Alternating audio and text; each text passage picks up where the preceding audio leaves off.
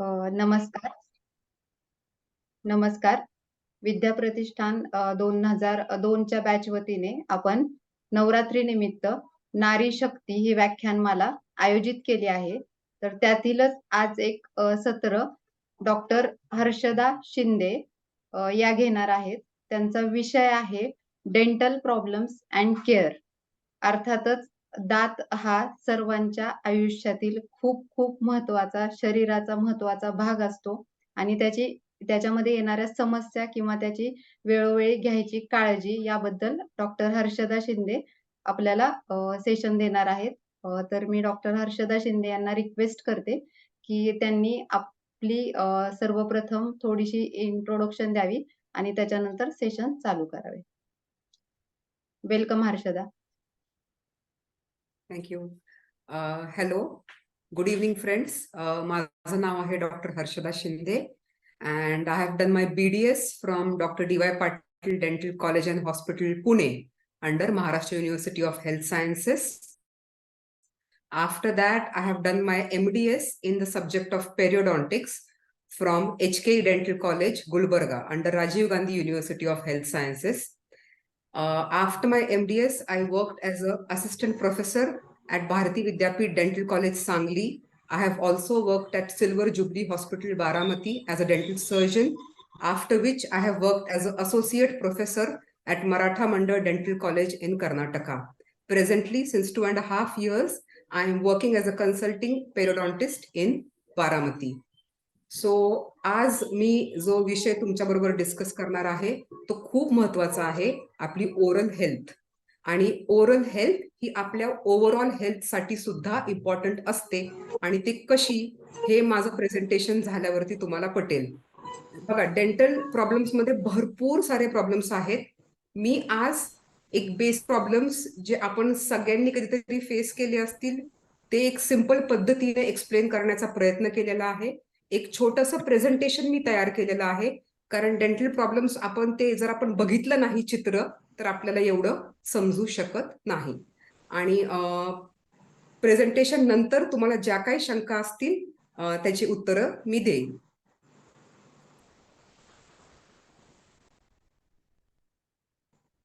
मी screen share करते आहे. Presentation दिसतंय का? Yes yes. ओके.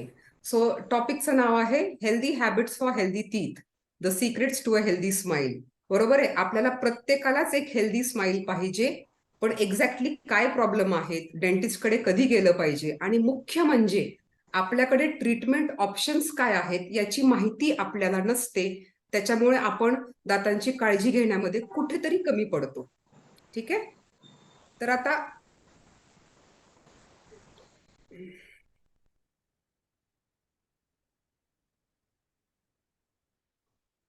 एकच मिनिट. हा, तर आता मी खूप टेक्निकल डिटेल्स मध्ये जाणार नाहीये, पण मी काय बोलते हे तुम्हाला समजायला पाहिजे. बरोबर आहे, त्यामुळे बेसिक दाताचं स्ट्रक्चर कसं असतं, तर दाताचे मेन 2 पार्ट असतात. ठीक आहे, एकाला म्हणतात क्राऊन, म्हणजे आपल्याला तोंडामध्ये जो भाग दिसतो, ठीक आहे, त्याला क्राऊन असे म्हणतात.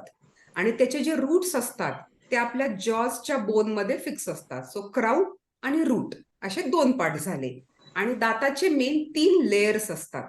ठीक आहे, सगळ्यात बाहेरचा लेयर जो असतो, जो आपल्याला तोंडामध्ये व्हाईट कलरचा म्हणून दिसतो, तो असतो इनॅमल.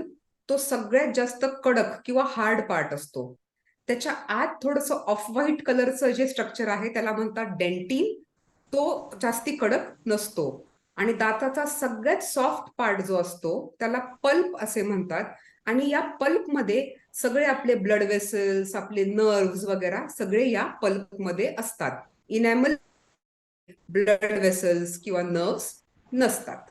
ठीक आहे, आता सगळ्यांना माहित आहे आपल्याकडे 2 सेट असतात दाताचे. बरोबर आहे, एक म्हणजे आपले दुधाचे दात म्हणजे मिल्क टीथ, दुसरे म्हणजे पर्मनंट टीथ. तर ह्या दोन्हीमध्ये काय फरक आहे, तर आपले मिल्क टीथ जे आहेत ते टोटल 20 असतात. म्हणजे वरच्या अप्पर आर्च मध्ये 10, लोअर आर्च मध्ये 10. ठीक आहे, ह्याच्यामध्ये आपल्याला काय येतात, 4 इन्सायझर्स, मग इकडे 2 केनाइन्स आणि प्रत्येक बाजूला 2-2 मोलर म्हणजे दाढा. ठीक आहे, फर्स्ट मोलर, सेकंड मोलर, 20 दात. अडल्ट्स मध्ये काय असतं परमनंट डेंटिशन मध्ये, आपल्याला जवळजवळ 32 दात असतात. याच्यामध्ये इन्सायझर्स, मग कॅनाईन, मग प्रीमोलर्स म्हणजे उपदाडा असतात अडल्ट्समध्ये, लहान मुलांमध्ये त्या नसतात. आणि नंतर 3 दाडा असतात म्हणजे molars, first molar, second molar आणि थर्ड मोलर. ह्या थर्ड मोलरलाच आपण अक्कलदाड किंवा विजडम टूथ असे म्हणतो. चला आता आपण प्रॉब्लेम्स डिस्कस करूया. तर सगळ्यात पहिला, सगळ्यात कॉमन आणि महत्वाचा दातांचा आजार म्हणजे दात किडणे म्हणजे टूथ डिके, किंवा त्यालाच आम्ही सायंटिफिक टर्म मध्ये डेंटल केरीज असे म्हणतो. तर डेंटल केरीज हे कशामुळे होतात? तुम्हाला इन जनरल माहिती आहे, गोड खाण्यामुळे. तर मेन हे फक्त गोड खाणे हा प्रॉब्लेम नसून, तुम्ही गोड खाल्लं, त्यानंतर जर तुम्ही ब्रश केला, व्यवस्थित चूळ भरली, तर तुमचे दात किडणार नाही. आपण जेव्हा कोणतेही अन्न पदार्थ खातो तेव्हा ते आपल्या दातावरती थोडा काही काळ राहतात, आणि एस्पेशली जर ते गोड असतील, चिकट असतील, तर ते दाताला चिटकून बसतात. आपल्या तोंडामध्ये बरेचसे हजारो बॅक्टेरिया आहेत, ठीक आहे. ह्यातले काही बॅक्टेरिया आपल्यासाठी फायदेशीर असतात, ते बेनिफिशियल असतात, आणि काही जे असतात ते हार्मफुल असतात. तर असे अन्नकण जर अडकून राहिले तर हे हार्मफुल बॅक्टेरिया काय करतात? त्या ऍसिड्स तयार करतात, आणि ते ऍसिड्समुळे ते दातामधले मिनरल्स आणि कॅल्शियम हे हळूहळू निघून जातात. ठीक आहे. आता मग आपण इथे बघत आहात ह्या पहिल्या चित्रात इनॅमल मध्ये थोडीशी कीड सुरू झालेली आहे. मग ही कीड हळूहळू अशीच पुढे पुढे पुढे करून इनॅमल मधनं हळूहळू डेंटिन पर्यंत जाते, आणि डेंटिन मधून पल्प पर्यंत जाते. एक गोष्ट आपण लक्षात ठेवायची आहे की जेव्हा कीड इनॅमल मध्ये असते तेव्हा आपल्याला दात अजिबात दुखत नाही, आपल्याला कळत सुद्धा नाही की आपले दात किडण्याची प्रोसेस चालू झालेली आहे. जेव्हा ते डेंटिन मध्ये जाते तेव्हा कदाचित थोडीशी कळ लागू शकते, थंड गरम पाणी पिल्यावर किंवा चावताना वगैरे. जेव्हा पल्प मध्ये जाते तेव्हा ते इन्फेक्शन सिव्हिअर झालेलं असतं, आपल्याला सिव्हिअर पेन होतो, आणि मग या स्टेजला आपण डेंटिस्टकडे जातो. सो एक गोष्ट सगळ्यांनी लक्षात ठेवायची आहे, आपल्याला बरेच घरगुती उपाय सांगितलेले असतील, दात दुखायला लागला की हे लवंगचं तेल लावायचं किंवा कुठले औषधं घ्यायचे, एक कॉम्बीफ्लॅम घेतली की राहून जातं. प्रत्येकाने एक गोष्ट लक्षात ठेवायची आहे की you do not have the power to stop your cavity from growing. म्हणजे काहीही झालं, तुम्ही काहीही केलं, एकदा कीड सुरू झाली तर ती थांबवण्याची पॉवर तुमच्यामध्ये नाही. त्यासाठी तुम्हाला ट्रीटमेंट घेणंच गरजेचं आहे. सो आपण जेव्हा ह्या फर्स्ट स्टेजमध्ये असतो इनॅमलमध्ये किंवा डेंटिनमध्ये पण जर कीड असेल तर याची ट्रीटमेंट काय राहते? तर आपण त्याच्यामध्ये फिलिंग करून घेऊ शकतो. आपण म्हणतो ना सिमेंट भरलं. तर जे ट्रेडिशनली खूप वर्ष झालं वापरलं जातं, तुम्हाला माहित आहे, ते असते चांदी भरणं, बरोबर आहे. आणि आता बाकीचे मटेरियल्स आहेत जे सेम दाताच्या कलरचे असतात, त्याला आपण म्हणतो टूथ कलर्ड फिलिंग मटेरियल्स. तर हे मटेरियल्स वापरून सुद्धा आपण फिलिंग करू शकतो. हे पहिल्या 2 स्टेजेसमध्ये इनॅमल डेंटिन. पण जेव्हा ती कीड पल्प पर्यंत पोहोचलेली असते, आपल्याकडे दुसरा कोणताही पर्याय उरत नाही. आपल्याला डेंटिस्ट तुम्हाला सांगत असतील की तुम्हाला RCT करावं लागेल, म्हणजे रूट कॅनाल ट्रीटमेंट. तर हे रूट कॅनाल ट्रीटमेंट म्हणजे काय असतं हे तुम्ही बघत आहात इथं फर्स्ट पिक्चर मध्ये, ही कीड लागलेली आहे. तर हे इन्फेक्शन जे आहे ना ते दाताच्या रूट्स पर्यंत जातं, आणि म्हणून तुम्हाला तो दात दुखायला लागतो. तर मग डेंटिस्ट काय करतात? डेंटल फाईल्सच्या मदतीने ते पूर्ण पल्प काढतात. तो सगळा इन्फेक्ट झालेला असतो, त्यात सगळे बॅक्टेरिया गेलेले असतात. ते सगळा पल्प काढून पूर्ण ह्या रूट्सच्या टिप पर्यंत सगळीकडे फिलिंग केलं जातं, आणि नंतर याच्यावरती एक कॅप बसवली जाते. म्हणजे थोडक्यात आपण काय करतोय, त्या दातामधले सगळे ब्लड वेसल्स, सगळे नर्व्स आपण बाजूला काढतोय, म्हणजे तो दात ऍक्च्युली निर्जीव बनतो, तो नॉन व्हायटल बनतो, त्याच्यामुळेच तो ब्रिटल बनतो. म्हणजे आपण जर काही कडक वगैरे खाल्लं तर तो दात सहज तुटू शकतो. त्याच्यामुळे पण कधीही रूट कॅनाल केल्यानंतर कॅप बसवणं हे खूप महत्वाचं आहे. बरेच लोक काय करतात, रूट कॅनाल झालं की त्यांचा दात दुखायचा कमी येतो, दात दुखायचं कमी आलं की नेक्स्ट व्हिजिटला डेंटिस्टकडे जात नाहीत, कॅप बसवत नाहीत, आणि कॅप नाही बसवली की 1-2 वर्षामध्ये तो दात फ्रॅक्चर होतो. असा तो प्रॉब्लेम आहे. त्याच्यामुळे कॅप बसवणं गरजेचं आहे. आता कॅप बसवताना कॅप कोणती बसवायची हा प्रश्न असतोच. तर ते आपण प्रत्येक पेशंटच्या रिक्वायरमेंट प्रमाणे वेगवेगळं असतं. तर आपल्याकडे कोणकोणत्या कॅप किंवा आपण त्याला क्राऊन असे म्हणतो, कोणकोणते अवेलेबल आहेत? पूर्ण मेटलचे, ठीक आहे, किंवा मेटल आणि पोर्सलिन किंवा सिरॅमिकचं कॉम्बिनेशन असतं. म्हणजे आतून मेटल असतं पण वरून सिरॅमिक असतं, त्यामुळे तो एक्झॅक्ट नॅचरल दातासारखा दिसतो. थर्ड पर्याय जो आहे तो आहे ऑल सिरॅमिक, म्हणजे ती कॅप टोटली सिरॅमिकची असते, त्याच्या आतून थोडं सुद्धा मेटल नसतं. हे शक्यतो आपण समोरच्या दातांना वापरतो कारण हे एक्झॅक्टली नॅचरल टीथ सारखे दिसतात. आणि नंतर सिरॅमिकचाच एक प्रकार आहे झिर्कोनिया म्हणून. हे कॅप्स जर तुम्ही बसवले तर तुमचा दात हा आर्टिफिशियल आहे किंवा हे कॅप बसवलेला आहे हे कोणीही ओळखू शकत नाही, इतकं त्याचं फिनिश छान येतं. ठीक आहे, हा झाला आपला पहिला प्रॉब्लेम. नंतरचा आहे टूथ सेन्सिटिव्हिटी.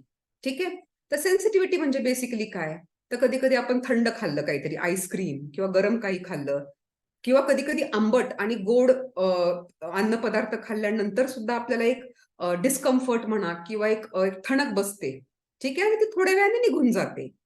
तर याला आपण सेन्सिटिव्हिटी असे म्हणतो. तर ही सेन्सिटिव्हिटी होण्याचं मेन कारण काय, तर आपली जी दाताची सगळ्यात वरची लेअर आहे ना कडक इनॅमल, त्याची झीज झालेली असते. आता ती झीज का होते ह्याचे कारण वेगवेगळे बरेचसे आहेत, त्यातले एक दोन मी तुम्हाला सांगते.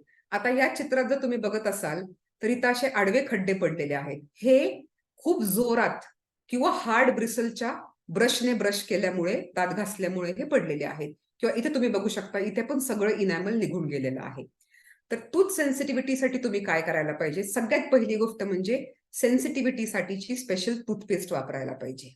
ठीक आहे, ही टूथपेस्ट तुम्ही वापरायला सुरुवात केली की तुम्हाला रिझल्ट येण्यासाठी 2 ते 3 आठवड्याचा कालावधी द्यावा लागतो. असं नाही की तुम्ही आज टूथपेस्ट यूज केली आणि उद्या तुमची सेन्सिटिव्हिटी लगेच बरी होऊन जाईल, असं होत नाही.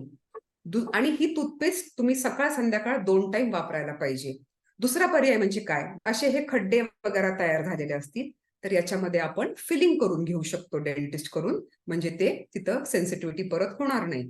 आणि जर तुमची सेन्सिटिव्हिटी सिव्हिअर असेल, ती टूथपेस्टने पण राहत नसेल, तर तुम्ही डेंटल क्लिनिकमध्ये जाऊन त्याच्यावरती एक फ्लोराईड बेस्ड वॉर्निश म्हणून एक असतं लिक्विड, ते तुम्ही अप्लाय करू शकता आणि ते केल्यानंतर तुमची सेन्सिटिव्हिटी कमी होऊ शकते. तर हे सगळे सेन्सिटिव्हिटीचे ट्रीटमेंट ऑप्शन्स आहेत. आता थर्ड खूप कॉमन प्रॉब्लेम आपल्याला आहे तो म्हणजे हिरड्यांचे प्रॉब्लेम, गम्सचे आजार. म्हणजे नुसते दात चांगले असून उपयोग नाही ना, दातांना जे सपोर्ट करतात हिरड्या आणि आपले जॉजचे बोन ते पण हेल्दी असणं गरजेचं आहे. तर सगळ्यात कॉमन प्रॉब्लेम काय आहे आपल्याला, ब्लिडिंग, म्हणजे हिरड्यांमधनं रक्त येतं. तर बऱ्याच लोकांना ब्रश करताना रक्त येतं, कोणाकोणाला असं वाटतं बाबा काहीतरी हार्ड खाताना रक्त येतंय किंवा हिरड्यांना सूज येते किंवा रिसिडिंग गम्स आपण जे म्हणतो. आपण इथं बघत असाल की हे हिरड्या अशा वरती वरती सरकत चालल्या आहेत इकडे, म्हणजे दाताचं मूळ हळूहळू दिसायला लागलेलं आहे. तर हा एक प्रॉब्लेम येऊ शकतो. तर ह्या सगळ्याचं ब्लिडिंग गम्स किंवा सुजलेल्या हिरड्या यांचं रिझन काय आहे, तर सगळ्यात महत्वाचं कारण आहे की तुम्ही ब्रशिंग प्रॉपरली करत नाहीये, तुमची ओरल हायजीन जी आहे ती चांगली नाही. त्याच्यामुळे काय होतंय, तुमच्या दातावरती बरंच आपण जे म्हणतो ना डिपॉझिट्स जे तयार होतात, टार्टर जे तयार होतं ते तयार झालेलं आहे. किंवा बऱ्याच वेळेला खास करून फिमेल्समध्ये प्युबर्टी रिलेटेड हॉर्मोनल चेंजेस असतील किंवा प्रेग्नन्सी रिलेटेड हॉर्मोनल चेंजेस असतील, याच्यामध्ये सुद्धा ब्लिडिंग गम्सची टेंडन्सी ही जास्त असते. तर यासाठी आपल्याला काय ट्रीटमेंट केली पाहिजे, याच्यात एक आधी महत्वाची गोष्ट मला तुम्हाला सांगायची आहे की युजली काय होतं, हिरड्यांमधून रक्त येतंय किंवा हिरड्या थोडंसं माइल्ड तुम्हाला पेन पण होऊ शकतं. मग युजली पेशंट्स काय करतात, हिरड्यांमधून रक्त येतंय, आता आपण ब्रश करायलाच नको. मग याच्यामुळे काय होतं, हिरड्यांमधून रक्त येतंय, मग पेशंट ब्रश करायचं कमी करतो किंवा अक्षरशः कधी कधी पेशंट ब्रश करणे बंद करतात. त्याच्यामुळे दातांवरती अजून घाण साठत जाते आणि अजून हिरड्या सुजून ब्लिडिंग वाढते. म्हणजे ते असं एक विशियस सायकल सुरू होतं, ज्याच्यामुळे तो आजार वाढत वाढत जातो. आणि हा आजार जेव्हा फक्त ह्या हिरड्यांचा आजार जर वाढत गेला तर शेवटी तुमचे दात लूज होतात, दात हलतात आणि नंतर आपल्याला ते दात काढावे लागतात, असे आपल्याला त्याचे कॉम्प्लिकेशन्स होतात. तर यासाठी आपल्याला ट्रीटमेंट काय करावी लागते, तर ती ट्रीटमेंट एकदम सिंपल आहे.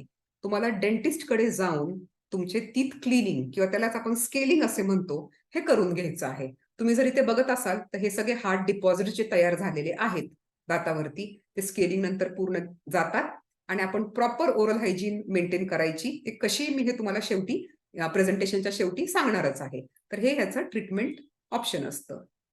आता नंतर आपण बघूया की दात का हलतात. ठीक आहे, किंवा टूथ मोबिलिटी जे आपण म्हणतो ते काय काय कारणामुळे. बरेच कारण आहेत त्याला. मी एक 2-3 सिंपल कारण इथं फक्त घेतलेले आहे.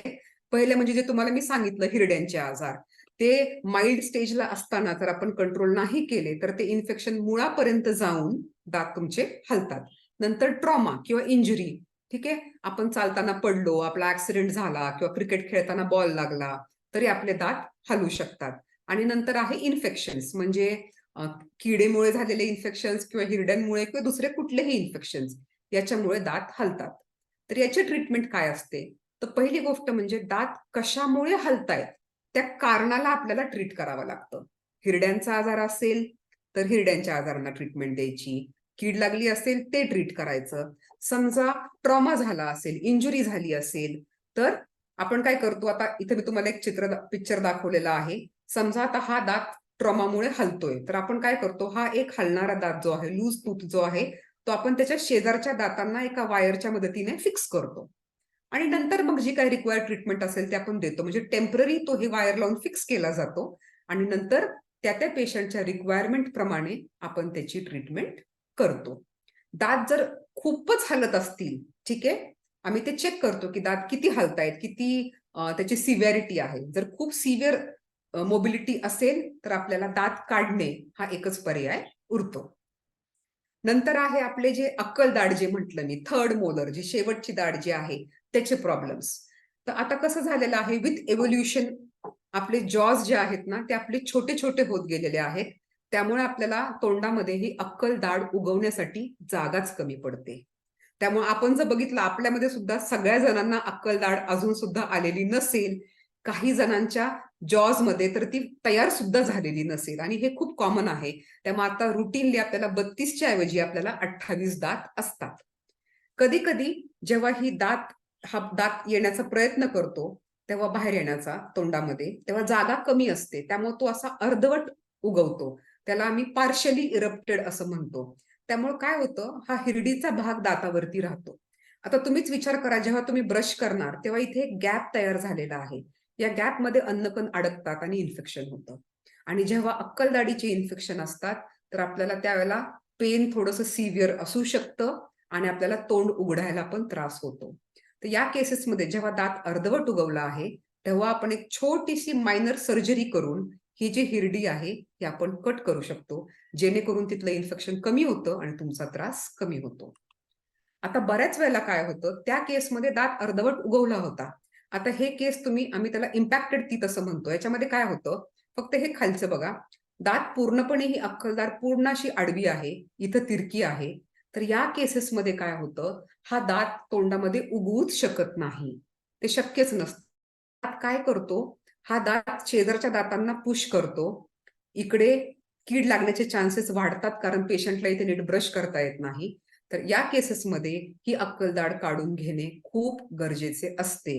आणि ही अक्कलदाढ काढण्यासाठी प्रोसिजर थोडीशी मोठी असते, कारण ते काढणं एवढं सिंपल नसतं. त्याला एक सर्जिकल एक्स्ट्रॅक्शन जे आपण म्हणतो, मायनर सर्जरी करून आपल्याला हे दात काढावा लागतो. नंतर खूप कॉमन जो प्रॉब्लेम आपण फेस करतो, आय थिंक आपल्यापैकी प्रत्येकाला हे कधी ना कधी झालेलं असणार आहे, ओरल अल्सर. तर अल्सर हे वेगवेगळ्या कारणांमुळे होतात. आपल्याला स्ट्रेस झाला, ठीक आहे, आपली झोप जरी नीट नाही झाली, टेन्शन असेल, तर आपल्याला खूप कॉमनली अल्सर येतात. त्याला आपण ॲफ्थस अल्सर असं म्हणतो, ते एक कारण आहे. किंवा ट्रॉमामुळे किंवा इंजुरीमुळेही होतात. आपल्याला कधी ब्रश करताना चुकून ब्रश जोरात लागला तरी होऊ शकतं, किंवा काहीतरी गरम पदार्थ खाल्ल्यामुळं अचानक आपण गरम सूप पिलं किंवा पिझ्झा खाल्ला गरम, त्याच्यामुळे पण तिथं बर्न्स होऊन आपल्याला तो अल्सर होऊ शकतो. बऱ्याच वेळेला जे स्किन डिसीजेस आहेत आपले, ते स्किन डिसीजेसचे पण काही अल्सर्स आपल्याला तोंडामध्ये बघायला मिळतात. सो अल्सर आल्यानंतर आपण डेंटिस्टकडे जाऊन चेकअप करून घेणं खूप महत्वाचं आहे, कारण त्याचे कारण वेगवेगळे आहेत.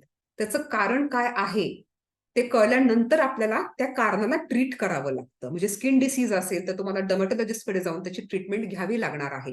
आणि असे बरेच स्किन डिसीजेस आहेत ज्याच्यामध्ये ओरल अल्सर्स येतात. आता सिंपल समजा ॲफ्थस अल्सर असेल किंवा दुसरा कुठलाही अल्सर असेल, तर आपल्याला बेसिकली याच्यामध्ये काळजी काय घ्यायची आहे, तर हे अल्सर खूप दुखतात, आपल्याला जेवण करताना त्रास होतो आणि तिथं इन्फेक्शन पण होत राहतं. म्हणून आपण तिथे लावण्यासाठी आपल्याकडे लोकल एनेस्थीशियाचे जेल असतात किंवा अँटीसेप्टिक जेल असतात ते आपण वापरायला पाहिजे. आपण व्हिटॅमिन सप्लिमेंट्स घेतले पाहिजेत आणि भरपूर पाणी पिलं पाहिजे. आणि सगळ्यात महत्वाचं म्हणजे, ऐकू येतंय का? हो येते. हो येतोय. हो. हा. त्यामध्ये इंटरनेट थोडं अनस्टेबल आहे असा मेसेज आला होता मला, म्हणून मी क्रॉस चेक केलं. तर आपल्याला हे तिथे आपल्याला जेव्हा अल्सर तो येतो तर आपल्याला त्याच्यामध्ये टॉपिकल अँटीसेप्टिक एनेस्थेटिक हे घ्यावं लागतं. पाणी भरपूर प्यायचं, हे आपल्याला प्रिकॉशन्स घेतले पाहिजेत. आणि सगळ्यात महत्वाचं, ते दुखतात खूप. त्यामुळे जेव्हा आपल्याला अल्सर आलेला असतो तेव्हा तिखट किंवा मसालेदार किंवा खूप अन्नपदार्थ आपण खाणे टाळायचं असतं. आणि एक 7 ते 14 दिवसामध्ये हे अल्सर बरे होतात. याने खूप काही कॉम्प्लिकेशन्स अल्सर्समुळे येत नाहीत. नंतरचा जो प्रॉब्लेम आहे त्याला आम्ही म्हणतो माल ऑक्लुजन, म्हणजे इरेग्युलर अरेंजमेंट ऑफ टीथ. हा खूप कॉमन प्रॉब्लेम आहे. तुम्ही जर हे फर्स्ट पिक्चर बघितलं, याच्यामध्ये दातांची अशी गर्दी झालेली आहे. त्याला आम्ही असं क्राउडिंग म्हणतो, म्हणजे दात उगवायला जागाच नाहीये व्यवस्थित. आणि त्याच्या ऑपोजिट ही दुसरी केस आहे, त्याच्यामध्ये दातांच्या मध्ये खूप गॅप्स आहेत. आपल्याकडे बरेच लोक ह्याच्यासाठी ट्रीटमेंट करून घेतात. ठीक आहे, त्याला आपण ऑर्थोडॉन्टिक ट्रीटमेंट, म्हणजे आपण दातांना तारा बसवतो असं म्हणतो. पण हे एकच पर्पज नाहीये ही ट्रीटमेंट करण्याचं. म्हणजे फक्त दात छान दिसणे आणि स्माईल छान होणे हा एकच उद्देश नाहीये. तुम्ही लक्षात घ्या, आता ह्या पहिली जर पिक्चर आहे, या पेशंटने किती जरी व्यवस्थित ब्रश प्रयत्न केला तरी हे दात वाकडे तिकडे असल्यामुळे त्याच्यामध्ये अन्नकण अडकणार. त्यामुळे या पेशंटला दाताची कीड होणे किंवा हिरड्यांचे आजार होणे, दात झिजणे, हे आजार होण्याचे चान्सेस खूप जास्ती असतात. आपल्याला गॅप्स जरी असतील तरी आपल्याला स्पीच प्रॉब्लेम्स येऊ शकतात. ह्या बाकीच्या, म्हणजे हे फंक्शन्स आपले नीट व्हावेत ह्या कारणासाठी सुद्धा ऑर्थोडॉन्टिक ट्रीटमेंट घेणं गरजेचं आहे. अजून या ट्रीटमेंट बद्दल एक मिसकन्सेप्शन आहे लोकांचा, की ही ट्रीटमेंट फक्त कमी एज मध्ये करता येते, म्हणजे यंग लोकांमध्ये, म्हणजे मे बी 15 to 25 किंवा 13 to 20 याच एज रेंज मध्ये करता येते. असं नाही. ही ट्रीटमेंट तुम्ही 30s, 40s, इव्हन 50s मध्ये सुद्धा करू शकता. सो तुमच्यापैकी जर कोणाला वाटत असेल किंवा तुम्ही कॉन्शियस असाल तुमच्या स्माईल बद्दल, की बाबा माझा हा एक दात वाकडा आहे किंवा इथे थोडीशी गॅप आहे, तर अजूनही वेळ गेलेली नाहीये. It is never too late. तुम्ही अजूनही ऑर्थोडॉन्टिक ट्रीटमेंट करून घेऊ शकता. आणि बिलीव्ह मी, तुम्ही जेव्हा ही ट्रीटमेंट्स घेता, म्हणजे स्माईल हा एक असा ऍस्पेक्ट आहे की आपण कितीही छान रेडी झालो, काही केलं, पण आपली स्माईल व्यवस्थित नसेल तर आपण कधीही कॉन्फिडंट फील करत नाही. तर या ट्रीटमेंटने खरंच आपला कॉन्फिडन्स खूप इन्क्रीज होतो, आणि हे मी पेशंट्समध्ये पाहिलेलं आहे. तर आपण जेव्हा म्हणतो की ऑर्थोडॉन्टिक ट्रीटमेंट घ्यायची, तेव्हा आपल्याकडे काय काय पर्याय असतात. तर हे ट्रेडिशनल तुम्ही बघितलेले असतील, मेटल ब्रेसेस. ठीक आहे, मेटलचे असतात. तर तुम्ही म्हणाला तर मी या एज मध्ये घेणार, मग ते खूप दिसणार ना, ते खराब वाटणार. तर त्यासाठी तुम्हाला अजून एक पर्याय आहे. याच्यामध्ये तुम्ही बघा, जे ब्रेसेस जे आहेत ते दिसत नाहीयेत, फक्त छोटीशी वायर दिसते, लांबून ती लक्षात पण येणार नाही. हे आहेत सिरॅमिक ब्रेसेस. आणि आता लेटेस्ट जे आहे ते आहे इनव्हिजिबल, किंवा त्याला क्लिअर अलाइनर्स असं म्हणतात. हे सुद्धा सध्या वापरण्यात येतात. फक्त एवढंच की याची कॉस्ट खूप हाय असते. नंतरचा एक प्रॉब्लेम जो आहे तो आहे टीथ ग्राइंडिंग. तुमच्यापैकी कोणी किंवा तुमच्या फॅमिली मेंबर्सनी कदाचित हे अनुभवलं पण असेल. आपण सकाळी उठलो की सगळे दात दुखत असतात, किंवा आपल्या जॉ मसल्स मध्ये पेन होत असतं, डोकं दुखत असतं. आणि हे जर आपल्याला फ्रिक्वेंटली होत असेल तर आपण एक गोष्ट लक्षात घेतली पाहिजे, की कदाचित आपण नाईट ग्राइंडिंग किंवा टीथ ग्राइंडिंग करत आहोत. म्हणजे नक्की काय, तर ही गोष्ट युजली झोपेमध्ये अनकॉन्शियसली होते. आपला लोअर जॉ आणि अप्पर जॉ एकमेकांवरती मूव्ह होऊन आपले दात घासले जातात, आणि हे आपल्या लक्षातही येत नाही जोपर्यंत ते प्रॉब्लेम्स वाढत नाहीत. तर तुम्ही जर हे फर्स्ट पिक्चर बघितलं तर याच्यामध्ये तुम्ही बघताय की इथलं सगळं इनॅमल जे आहे ते निघून गेलेलं आहे. मग या पेशंट्सला सेन्सिटिव्हिटी, दात किडणे, हे सगळे प्रॉब्लेम होतात. तर आपल्याला जर असं कॉन्स्टंट हे पेन किंवा हेडेक किंवा जॉ मसल पेन होत असेल तर एकदा डेंटिस्टला कन्सल्ट करणं खूप गरजेचं आहे, की आपल्याला टीथ ग्राइंडिंगची सवय आहे का किंवा हा प्रॉब्लेम आहे का. मग आपण हे असे अप्लायन्सेस असतात, ह्या सेकंड पिक्चरमध्ये तुम्ही बघू शकता, असे अप्लायन्सेस असतात. ह्याला नाईट गार्ड किंवा माउथ गार्ड असं म्हणतात. आणि याच्यामुळे काय होतं, दात झिजण्याची प्रक्रिया बंद होते, जरी आपण रात्री जॉज मूव्ह झाले तरी सुद्धा. नंतर खूप कॉमन आहे टूथ फ्रॅक्चर. ठीक आहे, खेळताना पडलो, काहीतरी लागलं, तर दात फ्रॅक्चर होऊ शकतो. तर फ्रॅक्चरसाठी पण वेगवेगळ्या ट्रीटमेंट्स आहेत. ते फ्रॅक्चर किती सिव्हिअर आहे त्याच्यावरती डिपेंडेंट आहे. थोडासा इनॅमलचा तुकडा फक्त गेलेला आहे, आपण तिथे फिलिंग करू शकतो. समजा तो जास्त डीप आहे असा आणि पल्प पर्यंत गेलेला आहे, तर त्या दाताचं रूट कॅनल करून त्याच्यावरती आपल्याला कॅप बसवावी लागते. काही लोकांनी अनुभवलेलं असेल की आपण लहानपणी कधीतरी पडलेलो असतो, 9 वर्षाचा असताना, 10 वर्षाचा असताना, दाताचा थोडासा तुकडा, एकदम इनॅमलचा बारका तुकडा चिप ऑफ झालेला असतो, तुटून गेलेला असतो आणि आपण त्याच्याकडे लक्ष देत नाही. आणि नंतर आपण जेव्हा 18, 20, कधी-कधी 25 वर्षाचे होतो, तेव्हा आपण बघतो की माझा एकच दात थोडासा येल्लोइश होत चाललाय किंवा कदाचित थोडासा ग्रेइश कलरचा पण होतो. तर ते काय झालेलं असतं, तेव्हाच ती जी इंजुरी झालेली असते, over a period of time त्यातला आतला जो पल्प आहे ना, तो निर्जीव होऊन जातो. तो आपण काय म्हणतो, तो नेक्रोसिस होऊन जातं त्या पल्पचं आणि त्याच्यामुळे तो दात जो आहे तो नॉन व्हायटल होऊन जातो आणि त्याचा रंग बदलतो. मग अशा केसेसमध्ये सुद्धा आपल्याला रूट कॅनल ट्रीटमेंट करून त्याच्यावरती कॅप बसवावी लागते. आता बऱ्याच लोकांचं हे सध्याला कन्सर्न असेल की आपल्या लहान मुलांमध्ये दातांचे काय काय प्रॉब्लेम होतात. तर लहान मुलांमध्ये सगळ्यात महत्वाचं काय आहे, दात किडणे. ठीक आहे, किडण्याची प्रोसेस कशी आहे मी तुम्हाला सांगितलेली आहे. लहान मुलांमध्ये काय होतं, लहान मुलं एका वेळेला एका जागेवर बसून व्यवस्थित जेवण करत नाहीत, ते कंटिन्यू काही ना काही खात असतात. जसं मी तुम्हाला सांगितलं, आपण अन्न खाल्लं की बॅक्टेरिया ऍसिड बनवणार, ही प्रोसेस नॉर्मल आहे. पण थोड्या वेळाने आपलं तोंडाचं पीएच परत नॉर्मलला येतं. पण लहान मुलांमध्ये काय होतं, आता एक घास खाल्ला, परत अर्ध्या तासाने काहीतरी खाल्लं, परत 1 तासाने काहीतरी खाल्लं, त्याच्यामुळे हा ऍसिड अटॅक जो आहे ना, तो कंटिन्युअस होत राहतो. त्याच्यामुळे दात किडतात. मुलांना गोड आवडत असेल तर खाऊ द्यावं, पण त्याच्यानंतर ब्रश करणं कंपल्सरी आहे. आणि आपण लहान मुलांची कीड जेव्हा म्हणतो, तेव्हा काही पेरेंट्सचं म्हणणं असेल की माझा मुलगा किंवा मुलगी जास्त गोड खातच नाही, तरी दात का किडले? त्यासाठी कारण आहे. आपण दूध जे म्हणतो आपण खूप न्यूट्रिशियस आहे मुलांसाठी, ते बरोबर आहे. पण दुधामध्ये आपण टाकतो साखर किंवा बोर्नव्हिटा किंवा चॉकलेट फ्लेवर्स अँड ऑल. त्याच्यामध्ये शुगर कंटेंट खूप असतो आणि बरीच मुलं रात्री झोपण्याआधी दूध पितात आणि ब्रश न करता किंवा चूळ न भरता झोपून जातात. त्यामुळे ते जे शुगर आहे ते दातावरती रात्रभर राहतं आणि दात किडतात. किंवा बऱ्याच मुलांमध्ये सर्दी, खोकला किंवा काही ना काही असे इन्फेक्शन्स होत राहतात, ज्यासाठी त्यांना वेगवेगळे सिरप्स दिले जातात. कफ सिरप्स आहेत, वेगवेगळे टॉनिक्स आहेत. ह्या टॉनिक्समध्ये पण शुगर्स असतात आणि त्याच्यामुळे सुद्धा मुलांचे दात किडतात. मुलं कमीत कमी 6 ते 7 वर्ष होईपर्यंत पेरेंट्सने, ठीक आहे, त्यांचं ब्रशिंग मॉनिटर करणं खूप खूप गरजेचं आहे आणि त्यांनी ब्रशिंग कसं करावं हे मी तुम्हाला शेवटी सांगणार आहे. अजून एक आपल्याकडे समज जो आहे की दुधाचे दात आहेत ते पडून जातील, त्याला ट्रीटमेंटची काय गरज. तर हा अप्रोच जो आहे तो चुकीचा आहे. इथं तुम्ही जर हे डायग्राम बघितलं तर हा मधला जो आहे हा दुधाचा दात आहे, ह्याचं इन्फेक्शन आहे ते मुळापर्यंत गेलंय. लक्षात घ्या, ह्याच्या खाली तुमचा परमनंट दात तयार होत असतो जॉसच्या आत. सो हे इन्फेक्शन ह्या दाताला एफेक्ट करू शकतं. म्हणून ह्या दाताची ट्रीटमेंट करणं गरजेचं आहे. आणि दात दुखले की मुलं नीट जेवणार नाहीत आणि त्यांच्या ओव्हरऑल हेल्थवरती पण परिणाम होतो. इथे आपण पाहू शकाल की याचा आपण रूट कॅनल केलेला आहे. लहान मुलांचं रूट कॅनल हे मोठ्यांपेक्षा वेगळं असतं. याच्यामध्ये जे फिलिंग आपण करतो रूट्समध्ये ते वेगळं असतं. हा दात पडताना ते ऑटोमॅटिक ते रिझॉल्व्ह होऊन जातं आणि दात तो पडतो. आणि मुलांमध्ये सिरॅमिक कॅप्स वगैरे नसतात. मुलांमध्ये फक्त स्टेनलेस स्टीलच्या कॅप असतात आणि त्याच फक्त बसवल्या जातात. अजून एक गोष्ट मला सांगावीशी वाटते, आपले परमनंट टीथ जेव्हा उगवतात ते शक्यतो 6 ते 7 वयात हे प्रोसेस सुरू होते.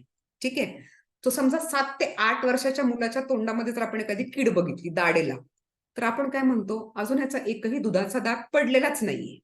त्यामुळे ही दाढ जी किडलेली आहे ती दुधाची दाढ आहे, त्यामुळे काळजी करायची कारण नाही. तर तसं नाहीये. आपली जी फर्स्ट दाढ आहे, फर्स्ट परमनंट मोलर जो आहे तो 6व्या वर्षी येतो. म्हणजे कदाचित तुमच्या मुलांचा एकही दात पडलेला नसतो, पण तुमच्या सगळे फर्स्ट मोलर्स जे आहेत, फर्स्ट परमनंट मोलर्स, पहिल्या दाढा ह्या तोंडामध्ये उगवलेल्या असतात. ते तुम्हाला कळालेलेही नसतं की हे दात उगवले आहेत आणि त्याला कीड सुद्धा लागलेली असते. आणि लक्षात घ्या, हा फर्स्ट मोलर जो आहे तो आपल्याला आपल्या दाताच्या फंक्शनसाठी, अन्न चावण्यासाठी सगळ्यात महत्वाचा आहे. त्यामुळे मुलांमध्ये लागलेली कीड ती कुठल्या दाताला लागली आहे, परमनंटला आहे की मिल्क टीथला आहे, हे डिसिजन तुम्ही डेंटिस्टला दाखवल्यानंतर घ्यावं किंवा आपण हे स्वतःहून डिसाईड करू नये. आता हे झालं रूट कॅनल. ठीक आहे, समजा दात खूप किडला असेल तर काय करायचं. तर आपल्याला लहान मुलांचे सुद्धा दात काढावे लागतात. तर बऱ्याच वेळेला काय होतं की दात काढला आहे 7 वर्षाच्या असताना आणि तिथे जो दात उगवतो, आता इथं आपण एक दाढ काढलेली आहे, तर ह्या दाढेच्या जागी उपदाढ येते, प्रीमोलर येतो. आता ही समजा काढली आहे 7व्या वर्षी, तर प्रीमोलर उगवणार आहे 11व्या किंवा 12व्या वर्षी. मग तोपर्यंत काय करायचं? आपण जर ही स्पेस अशीच ठेवली तर हा दात इकडे सरकतो, हा दात इकडे सरकतो, म्हणजे परमनंट येणाऱ्या दाताला जागाच राहत नाही. तर असं आपण एक अप्लायन्स डेंटिस्ट कडून बसवून घेऊ शकतो. याला म्हणतात स्पेस मेंटेनर. हे बसवल्यामुळे काय होतं, वाकडे तिकडे दात येण्याचे चान्सेस कमी होतात आणि ती जागा तशीच मेंटेन राहते. नेक्स्ट प्रॉब्लेम जो आहे हा खूप कॉमन आहे की परमनंट दात तर उगवतायत पण दुधाचे दात पडतच नाहीयेत. त्याच्यामुळे काय होतं, हे बघा तुम्ही, हे परमनंट दात जे आहेत ते आतल्या बाजूला आलेले आहेत आणि हे मिल्क टीथ जे आहेत ते बाहेरच्या बाजूला आहेत. या केसमध्ये आपण काय करायचंय, परमनंट दात उगवायला लागले की हे मिल्क टीथ आपण डेंटिस्ट कडे जाऊन काढून घेतले पाहिजे. ते खूप गरजेचं आहे. मग हे दात ऑटोमॅटिकली त्यांच्या नॉर्मल पोझिशनला मूव्ह होतात. पण तुम्ही जर खूप उशीर केला आणि हे दात पूर्ण उगवलेले असतील, मग त्यानंतर मात्र तुम्हाला ऑर्थोडॉन्टिक ट्रीटमेंट ही घ्यावी लागते. अजून एक महत्वाचं कन्सर्न असतं की जी मुलं 7 ते 12 वर्षाची असतात ना, त्यांच्यामध्ये असं दातामध्ये फट असणं किंवा हे साईडचे हे इनसाइजेस असे वाकडे असणं किंवा सुळे थोडेसे वरती असणं, कॅनाइन्स, हे प्रॉब्लेम्स दिसतात. याला आम्ही डेंटिस्ट्रीमध्ये अगली डकलिंग स्टेज असं म्हणतो, कारण मुलं ह्या स्टेजमध्ये थोडेसे त्या टाईप दिसतात. तर काय होतं, हे दाताची साईज मोठी असते. 7 वर्षाचा जो दात येतो तो आपल्याला अडल्ट एज मध्ये पण तोच राहतो, पण तेव्हा आपलं जॉसची साईज, पेस्टची साईज ही लहान असते. नंतर नंतर आपल्याला जॉसची साईज हे वाढते, त्यामुळे आपल्याला ते नॉर्मल दिसतं. तर ही स्टेज खूप कॉमन आहे. तर ही असे दात जर असतील तर घाबरून जायचं काही कारण नाहीये. 13व्या वर्षापर्यंत सगळे दात उगवतात आणि बऱ्यापैकी हे जे प्रॉब्लेम्स आहेत, ते स्पेस असणं, हे वाकडे दात, हे ऑटोमॅटिकली 90% केसेसमध्ये करेक्ट होतं. नाही झालं तर 13 इयर्स नंतर, म्हणजे जेव्हा तुमचे सगळे परमनंट दात उगवलेले असतील, तर त्यानंतर तुम्ही ते ट्रीटमेंट घेण्याचा किंवा ऑर्थो ट्रीटमेंट घेण्याचा निर्णय तुम्ही डेंटिस्टला कन्सल्ट करून घेऊ शकता. हे काही सवयी आहेत. थंब सकिंग असतं मुलांमध्ये, ते अंगठा चोखतात कारण त्यांना बरं वाटतं, सायकोलॉजिकली त्यांना रिलीफ मिळते. पण हे खूप फ्रिक्वेंटली केल्यामुळे काय होतं, समोरचे दात असे बाहेर येतात. ठीक आहे. तर 3 ते 4 वर्षापर्यंत ठीक आहे, हे केलं, थंब सकिंग असेल तर काही प्रॉब्लेम येत नाही. पण मला हे सांगायचं आहे की आपल्याकडे डेंटिस्टकडे त्याच्यासाठी बरेच ऑप्शन आहेत. आपल्याला असे अप्लायन्सेस वगैरे फॅब्रिकेट करता येतात, ज्याच्यामुळे आपण हे थंब सकिंग बंद करू शकतो. 5 इयर्स नंतर थंब सकिंग बंद झालं पाहिजे कंपल्सरी, नाहीतर तुमच्या येणाऱ्या परमनंट दातांवरती सुद्धा परिणाम होतो. आता हे आपण सगळे प्रॉब्लेम्स बघितले आतापर्यंत, जे बेसिक कॉमन मला वाटले जे महत्वाचे आहेत ते. तर आता आपण बघूया की दात काढतो आपण, त्याचे कारण काय काय असतात आणि त्याच्यानंतर आपण काय केलं पाहिजे. तर दात आपण काही ठराविक कारणांसाठी काढत असतो. दात आपले हालत असतील, ठीक आहे, ते एक कारण आहे. किंवा जसं मी सांगितलं, फ्रॅक्चर झाला आहे आणि ते जर खूप सिव्हिअर असेल, तिथे आपल्याला फिलिंग करता येत नसेल, रूट कॅनल करता येत नसेल, तरी हे दात काढणं हा एकच पर्याय आपल्याकडे असतो.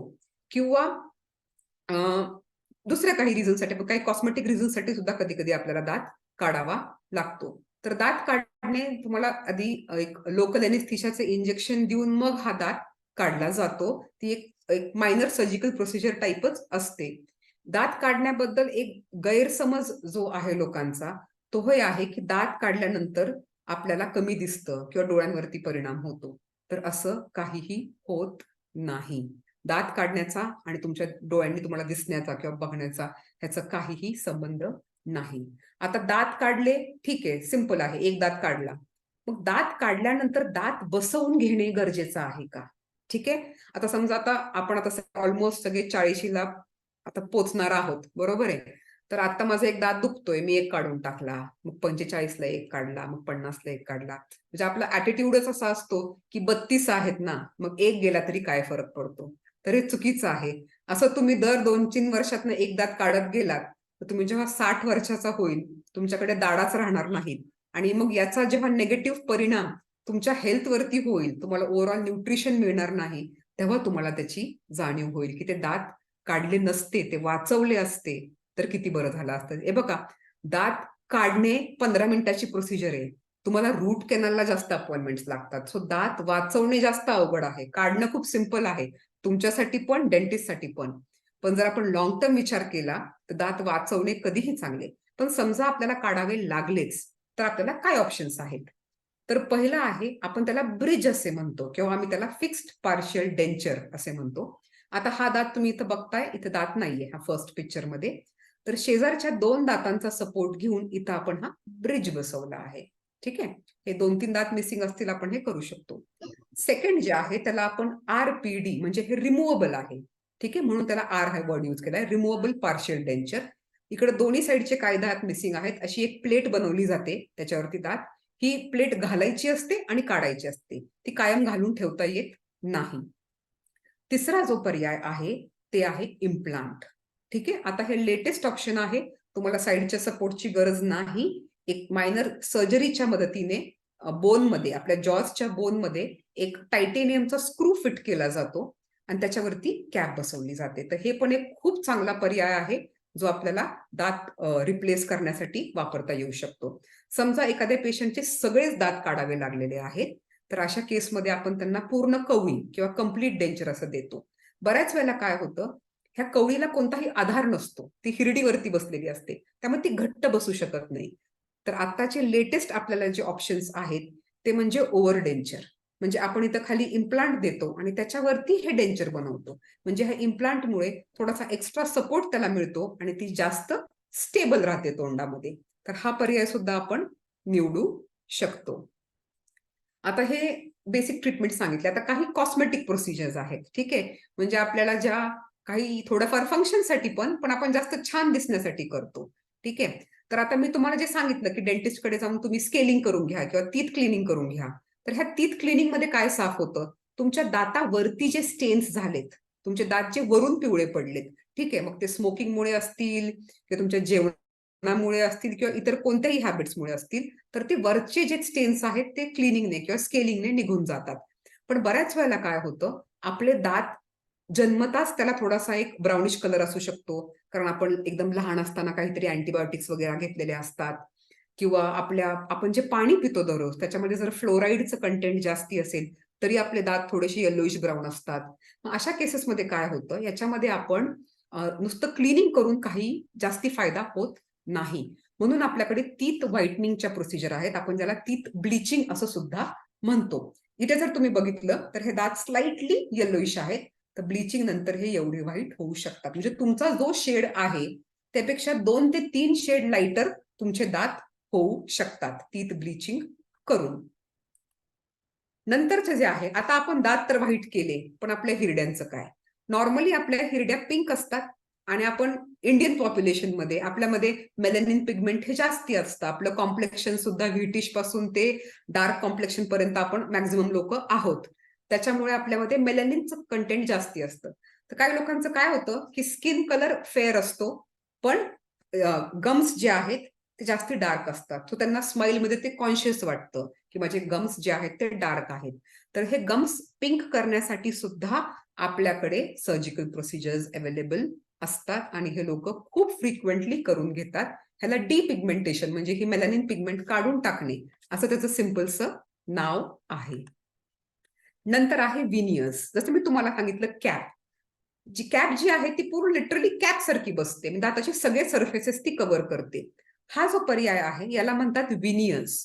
हे कॅप सारखंच असतं पण थोडंसं पातळ असतं आणि ही कॅप जी आहे ती फक्त दाताच्या बाहेरच्या बाजूला येते, फक्त समोरच्या बाजूला. तर ह्या विनियर्सने आपण काय काय अचीव्ह करू शकतो? आता या केसमध्ये जर तुम्ही बघितलं, इथलं इनॅमल थोडंसं निघून गेलेलं आहे, दात थोडेसे पिवळसर आहेत, ह्या दातांचे शेप जरा डिफरंट आहेत, स्माइल एवढी चांगली वाटत नाहीये, इथे गॅप आहे. हे सगळे प्रॉब्लेम्स या दाताचे विनियर बसवून आपण सॉल्व्ह केलेले आहेत. हे बघा, हे बिफोर आणि हे आफ्टर स्माइल मध्ये खूप डिफरन्स झालेला आहे हे विनियर्स बसवल्यानंतर. नंतर आहे क्राउन लेंथनिंग. ते टेक्निकल टर्म लिहिलेली आहे मी. सो आता तुम्ही इथे बघू शकता, आता हे एका पेशंटचा फोटो आहे. तर इथे तुम्ही बघता की स्माइल केल्यावरती हिरडी जास्त दिसत आहे. ठीक आहे, याला आपण गमी स्माइल असे म्हणतो. आणि दात थोडेसे छोटे आहेत. तर आपण काय करतो, एक मायनर सर्जरी करून ही हिरडी इथली कट करून आपण हे दातांची साईज नॉर्मल करतो. सो आता जेव्हा हा पेशंट स्माइल करतोय तेव्हा ही स्माइल जी आहे ती जास्त सुंदर झालेली आहे. हे क्राऊन लेंथनिंग प्रोसिजर केल्यामुळे. तर हे प्रोसिजर सुद्धा आपण तुमची स्माईल इम्प्रूव्ह करण्यासाठी तुम्ही करून घेऊ शकता. हे सुद्धा आता सिटीज मध्ये वगैरे ट्रेंड आहे. डेंटल ज्वेलरी म्हणजे काय, डेंटल ज्वेलरी आहेत वेगवेगळ्या, किंवा डायमंड्स आहेत, जेम्स आहेत वेगवेगळ्या कलरचे, जे तुम्ही दातावरती फिट करून घेऊ शकता. आणि हे परमनंट नसतात. तुम्हाला काही वर्ष कालांतराने तुम्हाला ते त्याचा डायमंडचा कलर चेंज करायचा असेल किंवा वेगळी ज्वेलरी बसवायची असेल तरी तुम्ही ते करून घेऊ शकता. ठीक आहे. तर हे तुम्हाला मी काही कॉस्मेटिक प्रोसिजर्स सांगितल्या. इथे आता हा प्लॅटफॉर्म जो मला तुम्ही दिलेला आहे बोलायला, याच्यावरनं मला सगळ्यांनाच एक खूप महत्वाची गोष्ट कन्वे करायची आहे की आपल्या ओरल हेल्थ आणि ओव्हरऑल हेल्थमध्ये, जनरल हेल्थमध्ये खूप मोठं कनेक्शन आहे. ठीक आहे. आपल्याला एखादं ओरल इन्फेक्शन होतं, मग हिरड्यांचं असू दे, अल्सर असू दे, किंवा दुसरं कुठलंही इन्फेक्शन असू दे, लक्षात घ्या आपल्या तोंडातले जे हार्मफुल बॅक्टेरिया आहेत ते वाढतात. आपण तोंडातूनच अन्न खातो, ते आपल्या पोटात जातात. ठीक आहे. आपल्याला जेव्हा हिरड्यांमधनं रक्त येतं म्हणजे आपल्या ब्लड वेसल्सला इंजुरी झालेली असते. सो हे जर्म्स जे आहेत, हे बॅक्टेरिया जे आहेत, ते डायरेक्ट ब्लड वेसल्स मध्ये सुद्धा जातात आणि आपल्या पूर्ण शरीरात ते पसरतात. आणि हे गेल्या 20-25 वर्षाच्या रिसर्चमध्ये हे प्रूव्ह झालं आहे की हे बॅक्टेरिया जे जातात ते हार्टमध्ये सुद्धा प्रॉब्लेम क्रिएट करू शकतात. आपण म्हणतो ना इन्फेक्टिव्ह एंडोकार्डायटिस हा जो आजार आहे, किंवा बॅक्टेरियल एंडोकार्डायटिस, ते होण्याचे चान्सेस वाढतात. अल्झायमर्सचे चान्सेस वाढतात. रिमेटॉइड आर्थरायटिस, लंग प्रॉब्लेम सुद्धा वाढू शकतात. रेस्पिरेटरी निमोनिया वगैरे आहे. आणि सगळ्यात महत्वाचं म्हणजे डायबिटीज. आपल्या घरामध्ये किंवा आपल्या नातेवाईकांमध्ये आपण डायबेटिक पेशंट्स बघतो. तुम्हाला माहित आहे डायबेटिक पेशंट्समध्ये जखम लवकर भरून येत नाही. आता मला सांगा, तुमच्या घरामध्ये कोणी डायबेटिक पेशंट असेल आणि काहीतरी काम करताना जर बोटाला कट झाला तर आपण लगेच काय करू, बँडेज करू, काळजी घेऊ, कारण डायबिटिक आहे बाबा, त्याच्यातून जर जर्म्स गेले आणि इन्फेक्शन झाले तर पेशंटला प्रॉब्लेम येऊ शकतो. तर तुम्ही विचार करा, आपले 32 दात आहेत, ह्या 32 दातांचा, त्याच्या हिरडीचा सरफेस एरिया केवढा आहे. तर या पेशंट्समध्ये जर हिरड्यांचे आजार असतील तर किती मोठा सरफेस एरिया तो इन्फेक्शनचा आहे, आणि आपण त्या गोष्टीकडे आपण दुर्लक्ष करत आहोत. तर हे दुर्लक्ष नाही केलं पाहिजे. ज्या लोकांना मेडिकल प्रॉब्लेम्स आहेत, ठीक आहे, हायपरटेन्शन असेल का काहीही असेल, त्या लोकांनी तर दाताची जास्त काळजी घेणं गरजेचं आहे. बरेच लोक जे मेडिकेशन्स घेतात हायपरटेन्शनचे वगैरे, त्यांचे जे हिरडे आहेत त्यांच्यामध्ये सूज येते, ब्लिडिंग होणं हे खूप कॉमनली होतं. आणि मग अशा केसेसमध्ये आपण लक्ष नाही दिलं तर त्यांचे सगळे दात आपल्याला काढावे लागतात. प्लस त्यांना बीपीचा त्रास असतो, त्याच्यामुळे दात काढणं पण एवढं सोपं नसतं. सो हे सगळे कॉम्प्लिकेशन्स ना वाढत जातात. त्यासाठी दातांची काळजी घेणं फक्त स्माईल छान असावी किंवा सुंदर दिसावं यासाठी नाही, तर आपली जनरल हेल्थ, आपली ओव्हरऑल हेल्थ पण चांगली राहावी यासाठी पण आहे. इवन आपण जे प्रेग्नन्सीमध्ये आपण जे कॉम्प्लिकेशन्स बघतो की प्रीमेच्युअर डिलिव्हरी होते, 7व्या महिन्यात बाळ जन्माला येतं, प्रीमेच्युअर डिलिव्हरी. काही स्टडीजमध्ये असंही प्रूव्ह झालेलं आहे की ज्या महिलांमध्ये सिव्हिअर डेंटल इन्फेक्शन्स असतात त्यांच्यामध्ये प्रीमेच्युअर डिलिव्हरी होण्याचे चान्सेस पण जास्ती असतात. सो म्हणूनच आपण हे जो विषय आहे तो सिरियसली घेण्याची खूप खूप गरज आहे. आता माझ्या सेशनच्या आपण लास्ट टप्प्याला पोहोचलेलो आहोत, ते म्हणजे आपले आहेत 7 secrets to a healthy smile. तर यापैकी तुम्हाला बऱ्यापैकी काही गोष्टी माहीत असणार आहेत, तरी एक रिव्हिजन आणि थोडे डिटेल्स मी घेणार आहे.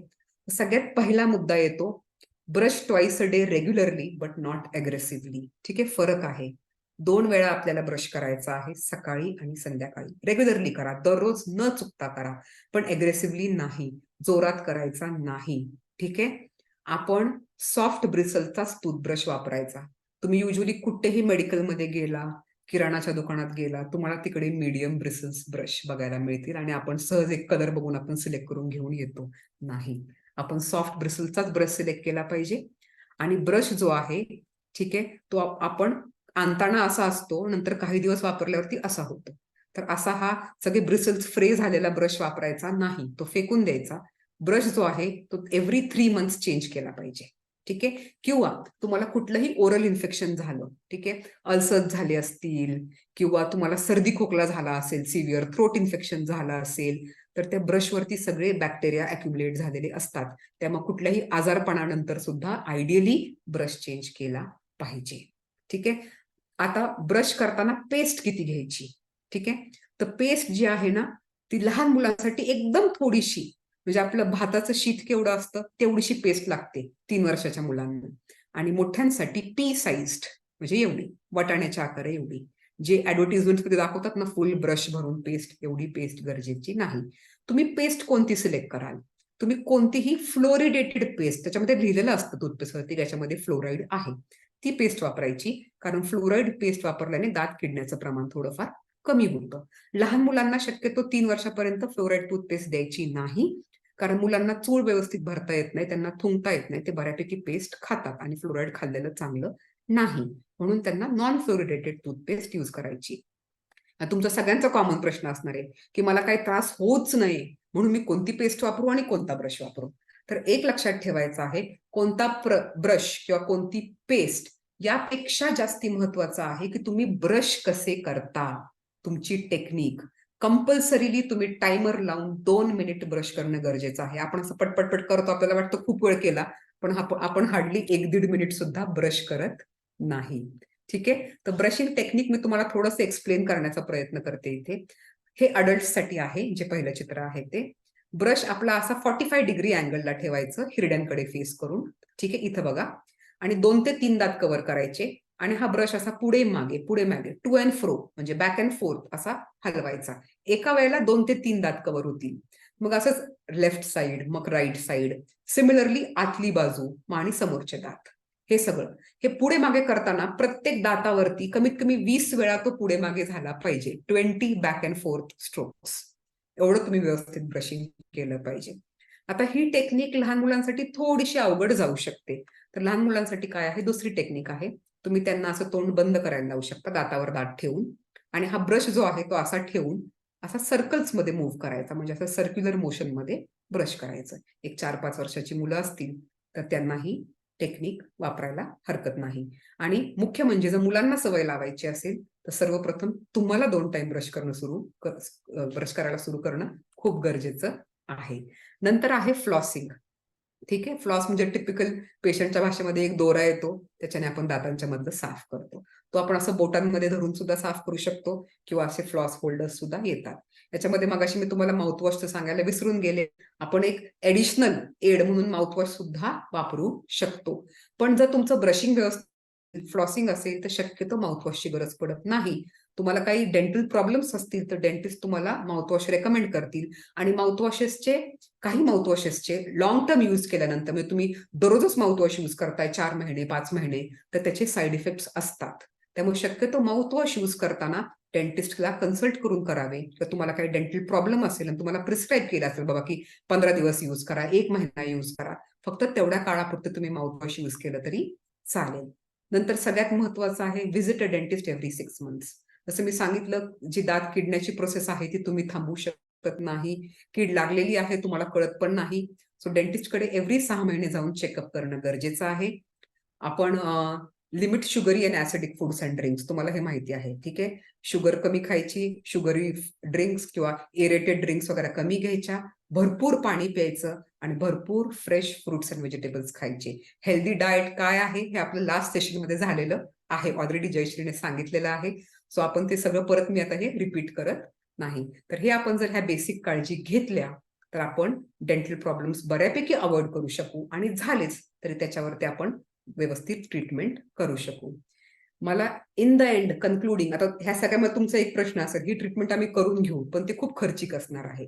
तर मला एक गोष्ट सांगावीशी वाटते की dentistry is not expensive, neglect is. आता विचार करा, तुम्ही जर या स्टेजला डेंटिस्टकडे गेला एव्हरी 6 मंथ्स, तुम्हाला एक छोटीशी 1 मिलीमीटरची कीड सुरू झालीये, त्यात फिलिंग करायला डेंटिस्ट तुमच्याकडनं 500 रुपये सुद्धा घेणार नाही. तुमची ट्रीटमेंट होईल.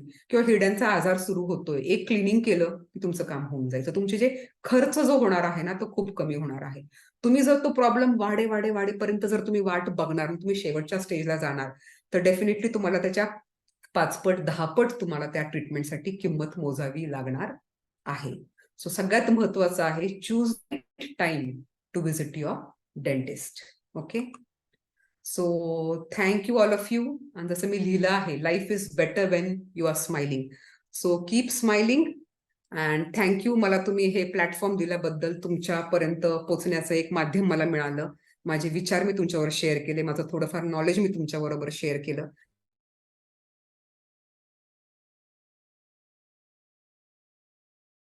तर तुम्ही मला विचारू शकता.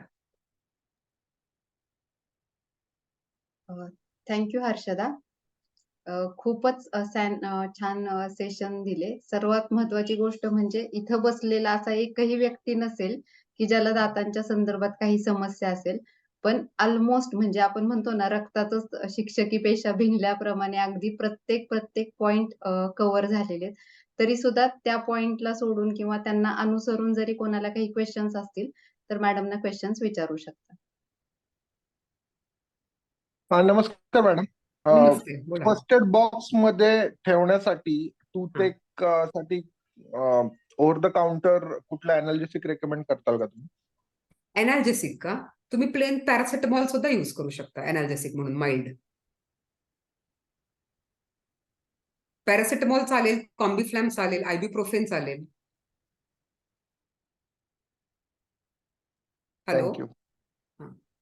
थँक्यू. Got the answer.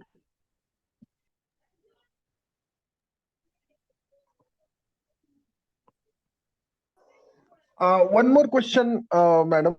हा, बोला ना. ट्रेडिशनल ओरल हायजीन म्हणजे आता मी ग्रामीण भागात आहे. हा. ट्रेडिशनल ओरल हायजीन मध्ये लोक ग्रामीण भागातली अजूनही लिंबाच्या काडीने दात घासणे किंवा बाबळीची काडीने दात घासणे वर्सेस मॉडर्न ओरल हायजीन याच्यामध्ये एफिकसी किंवा which is better or which we should recommend? Okay, तर हे बघा 100% आपले मॉडर्न टेक्निक्सच बेटर आहेत. ठीक आहे. आणि हे सायंटिफिकली प्रूव्हन सुद्धा आहे.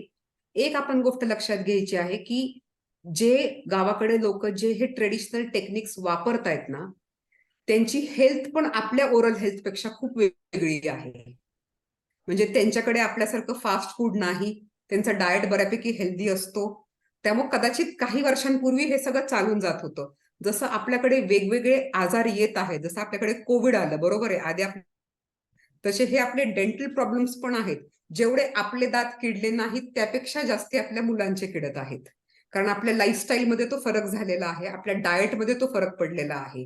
तसंच सिमिलरली त्याच म्हणूनच जसा काळ बदलतो आहे आपण सुद्धा ह्या मॉडर्न टेक्निक्स कडे जाण्याची गरज आहे. ही यूज करतात, पण ऍज अ डेंटिस्ट किंवा सायंटिफिक बेसिसवरती जर सांगायचं झालं तर टूथब्रश आणि टूथपेस्ट हे बेस्ट मेथड आहे आपल्याला ओरल हायजीन मेंटेन करण्यात. दुसरं जरी असेल ना, म्हणजे मी स्वतःहून सांगितलं की माउथवॉश वापरू शकतो किंवा फ्लॉसिंग वापरू शकतो, पण हे सबस्टिट्यूट नाही. ब्रशिंग हे सगळ्यात महत्वाचं आहे. त्यानंतर बाकीचे ऑप्शन्स आपण यूज करू शकतो. थँक्यू. वेलकम.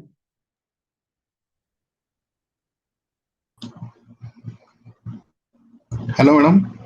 हा, हॅलो, बोला. हा, मला ते 12th पाटील सरांचंच लेक्चर आठवत होतं ऍक्च्युली हे सगळं ऐकताना. ते पण याच फ्लो मध्ये असे शिकवायचे.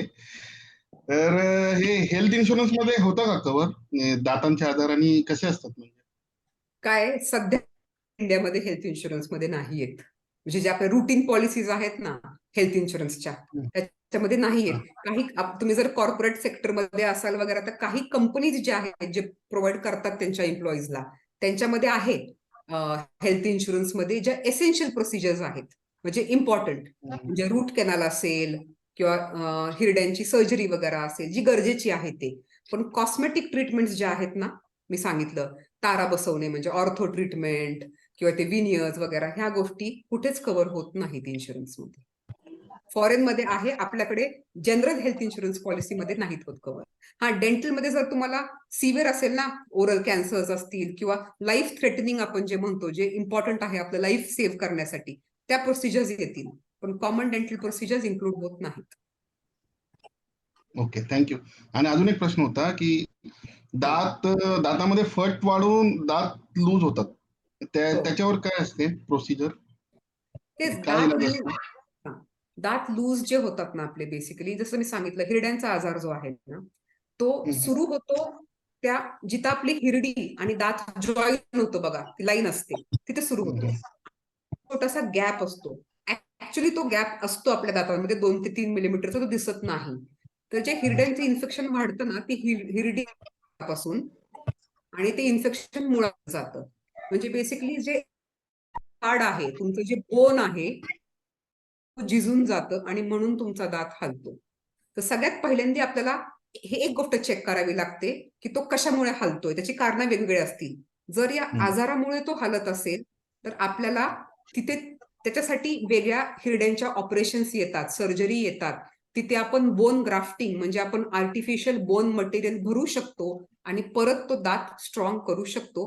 हे केस टू केस डिपेंड करतं. सगळे इन्व्हेस्टिगेशन आणि पेशंटचे एक्सरेज मग बघून आपल्याला ते ठरवावं लागतं. आपल्याला सर्जरी लागेल की बोन ग्राफ्टिंग लागेल. पण थोडीशी म्हणजे दाताचे जे ग्रेड्स आहेत आमच्याकडे की दात किती हलतोय, तर मायनर असेल तर आपण ते व्यवस्थित नीट करू शकतो, त्याच्यामध्ये काही प्रॉब्लेम येत नाही. Okay, thank you ma'am. Hello madam, माझा एक क्वेश्चन आहे. हा बोला. तर सर्वात पहिला क्वेश्चन आहे की तुम्ही रेकमेंड केलं की फ्लोराईड बेस्ड टूथपेस्ट आपण यूज केले पाहिजेत. हो तर बेसिकली आपण ऍडव्हर्टाइजमेंट्स आणि याच्यामध्येच प्रेफरन्स देतो की टूथपेस्ट ही यूज करा. तर तुम्ही असे काही ब्रँड सांगू शकता का की जेणेकरून ते जास्त इफेक्टिव्ह असू शकतील? मी सांगते आता, मी असं कुठलाही ब्रँड प्रमोट करणार नाही. कुठलीही टूथपेस्ट प्रमोटिंग साठी नाहीये. प्रमोट करण्यासाठी म्हणून नाही, कारण की आपला प्लॅटफॉर्मच पूर्ण वेगळा आहे इथे. हा, ठीक आहे. कोलगेट आहे, पेप्सोडेंट आहे, ठीक आहे. इन जनरल जर आपण आयुर्वेदिक टूथपेस्ट बघितल्या ना, त्याच्यामध्ये फ्लोराईड नाहीये. त्याच्यामध्ये फ्लोराईड ओके. नाहीये आयुर्वेदिक पेस्टमध्ये. बाकी याच्यामध्ये फ्लोराईड युजली असतं. आणि तसं मी सांगितलं, असं नाहीये की आयुर्वेदिकने हेल्थ मेंटेन होणार नाही. तुमचं ब्रशिंग टेक्निक जास्ती महत्वाचं आहे. तुम्ही टूथपेस्ट बरोबर. बेस्ट यूज करताय पण तुम्ही ब्रशच करत नाहीये. हे बघा, आपल्या दातावरती जो थर निर्माण होतो ना, जो आपण त्याला म्हणतो, इनिशियली त्याला याचं प्लाक असं म्हणतात, जे आपल्याला दिसत पण नाही. नंतर नंतर कडक होऊन ती पिवळसर लेअर तयार होती. तर ती ना त्या मेकॅनिकल ऍक्शनने किंवा त्या फोर्सने ती काढणं महत्वाचं असतं. मग त्यासाठी आपण बरोबर, एक हा. केमिकल एजंट यूज करतो टूथपेस्ट म्हणून. सो ती किती वेळ असते आपल्या दातांवरती? 2 मिनिट.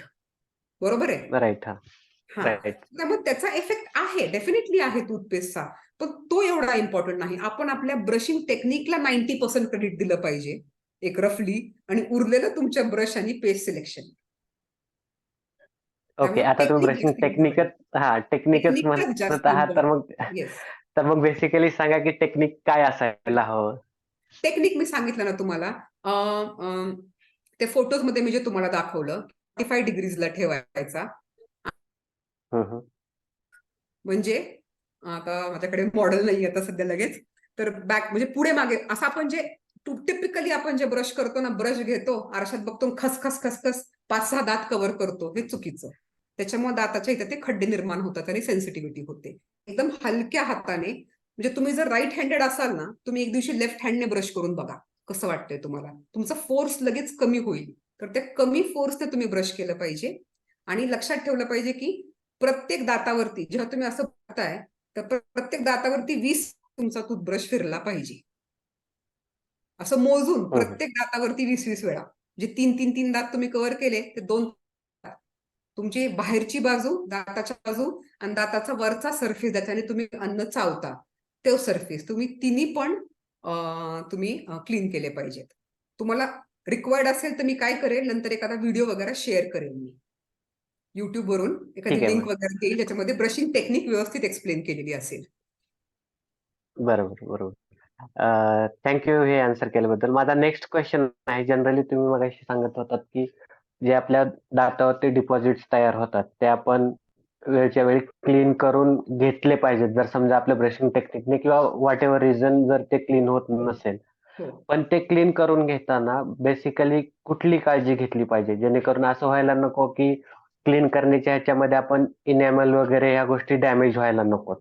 नाही. तर अशा आता करून घेणार तेव्हा तुम्ही स्वतः घरी नाही करणार, बरोबर आहे? तुम्ही प्रोफेशनली डेंटिस्ट, राईट. बरोबर आहे. राईट. एव्हरी 6 मंथ जेव्हा आपण क्लीन करतो, त्याच्याने काही साईड इफेक्ट होत नाही. ठीक आहे. आणि क्लीन आपण दात जेव्हा करतो, अजून एक बरं झालं तुम्ही हा प्रश्न विचार, कारण आपल्याकडे अजून एक मिसकन्सेप्शन आहे. आता काय होतं की दातामध्ये थोडीशी शकते प्रत्येकाच्या नॉर्मली, त्याच्यामध्ये ही सगळं हे ना हार्ड डिपॉझिट अडकलेले असतात.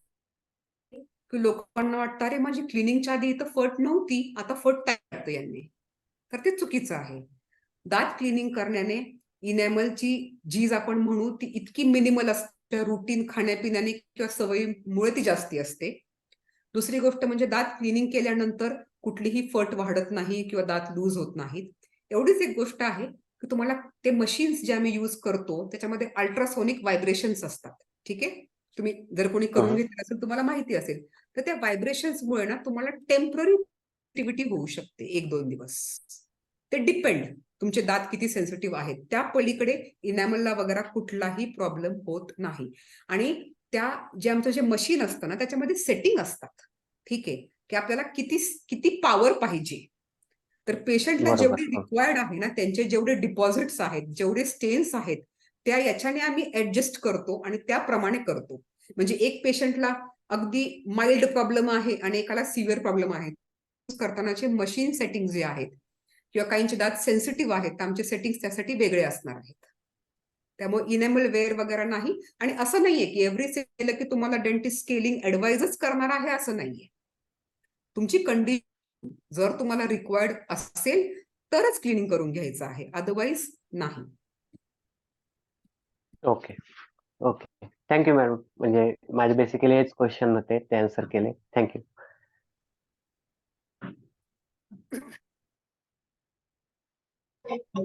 Madam, electronic toothbrush versus regular toothbrush काय एफिकसी आहे का? इलेक्ट्रॉनिकची एफिकसी भरपूर असते, चांगली आहे. पण होतं काय, एकदा इलेक्ट्रॉनिकची सवय लागली की माणसाला परत मॅन्युअल ब्रशिंग करू वाटत नाही. सो बऱ्याच वेळा लहान मुलांना पण रेकमेंड करतात इलेक्ट्रॉनिक टूथब्रश, कारण त्यांना जमत नाही म्हणून. सो शक्यतो इलेक्ट्रॉनिक टूथब्रश हा काही लोकांना बाबा की ज्यांना आपण म्हणतो ना काही आजारांमुळे ब्रश व्यवस्थित धरता येत नाहीये, किंवा जे स्पेशल चिल्ड्रन आहेत, ओके, फिजिकली मेंटली आहेत, त्या जे ओल्डर अडल्ट्स आहेत, म्हणजे 55-60 इयर्सच्या अबव्ह जे पेशंट्स आहेत की ज्यांना ओरल हायजीन मेंटेन करता येत नाही, त्यांना आपण युजली हे जे पॉवर्ड टूथब्रशेस इलेक्ट्रिकवाले ते रेकमेंड करतो. जनरल कोणीही यूज करायला हरकत नाही आणि त्याची एफिकसी खूप चांगली असते. त्याच्यामध्ये टायमर येतो, त्याच्यामध्ये ब्रिसल मुवमेंट्स असतात, त्यामुळे टीथ क्लिनिंग हे खूप छान होतं. पण एवढंच की ते रुटीन मग आपण मॅन्युअल टूथब्रशिंग करतच नाही किंवा ती सवय जाते म्हणून प्रत्येक पेशंटला ते रेकमेंडेड नसतं. पण आपण ट्राय करायला काहीच हरकत नाही इलेक्ट्रिक टूथब्रश. Thank you ma'am. सांगितलं होतं.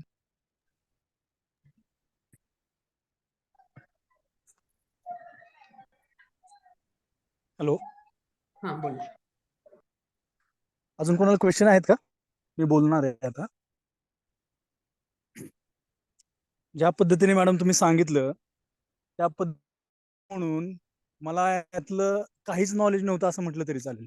तुम्ही ज्या पद्धतीने डेंटल केरीज, त्याच्यानंतर डिकेट सांगितलं, विनियर सांगितलं, किंवा सुरुवातीला अर्ली स्टेजमध्ये आपण बऱ्याच वेळा पेशंटची मेंटॅलिटी ही असते, म्हणजे माझ्यासारख्यांची पण, जोपर्यंत किळत नाही, जोपर्यंत मला त्रास नाही तोपर्यंत जायचं नाही. पण त्यावेळेचा खर्च आणि सुरुवातीला आल्यानंतर तुमचं सजेशन घेऊन ज्या पद्धतीने ट्रीटमेंट करून बेसिकली सगळ्यांचाच फायदा होतो. पेशंटचा सुद्धा जास्त फायदा आहे. त्याचं अर्लीला कुणी येत नाही. ते टेक्निक लहान मुलांपासून मोठ्या माणसांपर्यंत, त्यानंतर सर्कल, ज्या पद्धतीने तुम्ही सांगितलं, म्हणजे ह्या बारीक बारीक गोष्टी इथं, आणि ह्या पुस्तकात वाचून किंवा कुणी तुमचा वेळात वेळ काढून तुम्ही एक डेंटिस्टची ओपीडी हे वेळ सोडून तुम्ही एवढ्या चांगल्या पद्धतीनं, ज्यांनी लेक्चर व्यवस्थित ऐकले तर त्याला मला नाही वाटत क्वेश्चन राहतील, एवढ्या सिंपल आणि चांगल्या पद्धतीने तुम्ही नॉलेज दिलं, त्याच्याबद्दल तुमचं खरोखर मनापासून धन्यवाद. खूप छान पद्धतीने तुम्ही सांगितलं सगळ्याच गोष्टी, आणि त्या 7 techniques, daily water drinking, floss असेल, फ्लोसिंग असेल, तर त्याच्यानंतर टेक्निक सांगितलं, ट्वाईस अ डे, ब्रश, सगळ्याच गोष्टी खूप चांगल्या पद्धतीने तुम्ही सांगितलं. Thank you so much ma'am. आपल्याकडे जसं आता सांगितलं की डेंटल प्रॉब्लेम्स तर माहितीच नाहीत, पण डेंटल आणि मेडिकल प्रॉब्लेम्सचं हे किती मोठं रिलेशन आहे हेही मेडिकल प्रॅक्टिशनर्सना माहिती नाही. हे माहिती नाहीये हे आम्हाला सांगावं लागतं प्रत्येक मध्ये, जेव्हा प्रेग्नन्सी मध्ये पेशंट येतात किंवा नंतर. आयडियली आपल्याकडे हे ट्रेंडच नाहीये, पण फॉरेन कंट्रीज मध्ये जेव्हा तुम्ही प्रेग्नन्सी प्लॅन करता त्याच्या आधीच तुम्हाला डेंटल चेकअप कंपल्सरी असतो. किंवा आपल्याकडे फक्त आय कॅटरॅक्ट सर्जरी असतील त्याच्या आधी मात्र आपल्याकडे करून घेतात. पण नॉर्मल ट्रेंड नाही आपल्याकडे, तो ऍक्च्युली असला पाहिजे. कारण ते प्रिव्हेंटिव्ह मेजर्स केले की मग पुढे आपल्याला नंतरच्या प्रेग्नन्सीच्या फेजमध्ये परत आपल्याला प्रॉब्लेम होत नाही. किंवा आता जसं मी सांगितलं की हॉर्मोनल चेंजेस आहेत, ते काय फक्त मुलींसाठीच नाहीत, मुलांमध्ये सुद्धा हॉर्मोनल चेंजेसमुळे खूप हिरड्यांचे आजार वगैरे येतात. आणि मग काय होतं, त्याच्यामुळे सुद्धा आपला जो सेल्फ कॉन्फिडन्स असतो ना टीनेज मधला, ब्लिडिंग गम्स किंवा ते स्वेलिंग, त्याच्यामुळे कमी होऊ शकतो. ते ट्रीटमेंट करणं खूप गरजेचं असतं या गोष्टींचं. आणि वाईस वर्सा रिलेशन, जे लोक मेडिकल ट्रीटमेंट घेत आहेत त्यांच्यामध्ये डेंटल कॉम्प्लिकेशन्स पण वाढतात, गम्सचे वगैरे. सो त्यामुळे हे 2 वे, म्हणजे मेडिकल प्रॅक्टिशनर आणि डेंटिस्ट यांनी असे हे मेडिकल रिलेटेड केसेस जे आहेत ते एकत्र मिळून ऍक्च्युली यांच्यावरती ट्रीटमेंट केली पाहिजे. कारण शेवटी डेंटिस्ट जरी म्हटलं आणि माउथ जरी म्हटलं तरी तो आपल्या एक बॉडीचाच पार्ट आहे ना, आपण तो सेपरेट नाही करू शकत की डेंटलकडे लक्ष नको द्यायला आणि मी ओव्हरऑल खूप फिजिकली फिट आहे, असं नाही होऊ शकत. बाकी कोणाला काही क्वेश्चन्स आहेत? आउटस्टँडिंग यार, खूप छान लेक्चर. म्हणजे मी माझं काम चालू होतं, मी हेडफोन लावून ऐकत होतो, पण मला इतका इंटरेस्ट क्रिएट झाला. खूप छान इन्फॉर्मेशन मिळाली मला. Thank you very much Harshada.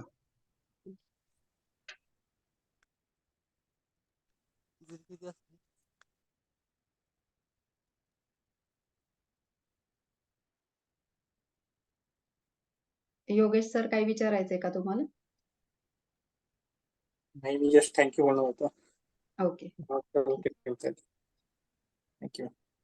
So doctor Harshada, खरंच खूप खूप आभारी आहे. म्हणजे खूप बेसिक इन्फॉर्मेशन जी खूप सर्वांसाठी महत्वाची असते, तू एकदम सोप्या शब्दामध्ये आम्हाला सांगितली. त्याबद्दल आपल्या व्हीपीच्या ग्रुप तर्फे आणि जे पण ऑडियन्स इथे प्रेझेंट आहेत त्या सर्वांच्या तर्फे मी तुझी खूप खूप आभारी आहे. Thank you very much. थँक्यू.